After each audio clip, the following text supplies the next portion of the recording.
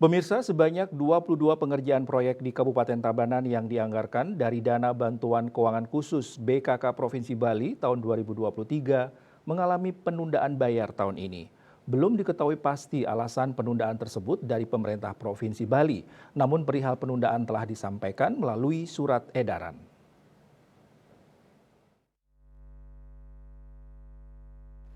Pembayaran proyek yang ditunda tersebut merupakan pengerjaan infrastruktur fisik yang dikerjakan tahun ini. Sementara 22 proyek tersebut ditargetkan rampung pada akhir Desember 2023. Kepala Dinas Pekerjaan Umum Penataan Ruang Perumahan dan Kawasan Permukiman PUPR PKP Tabanan Imade Dedi Dharma Saputra mengatakan sebanyak 22 pengerjaan proyek infrastruktur yang ditunda pembayarannya. Dijelaskannya hanya pembayaran yang ditunda sedangkan pengerjaan terus berjalan sesuai target. Perihal penundaan pembayaran proyek dari BKK itu diketahui setelah mendapat surat edaran dari pemerintah Provinsi Bali.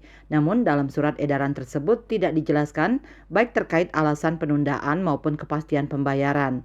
Hal senada juga diungkapkan Kepala Badan Keuangan Daerah Bapeuda Tabanan Iwayan Kotio.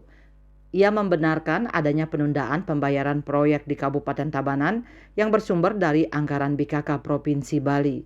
Proyek yang ditunda pembayarannya diantaranya jembatan penghubung 2 titik dan proyek pembangunan Mall Pelayanan Publik MPP.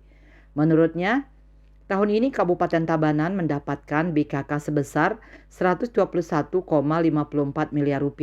Dari jumlah tersebut, Pagu mencapai Rp97 miliar yang digunakan untuk infrastruktur, sedangkan sisanya untuk kegiatan lain meliputi JKN, PBI, PKB, PKK, dan akses WiFi. Manik Bisnis Bali melaporkan.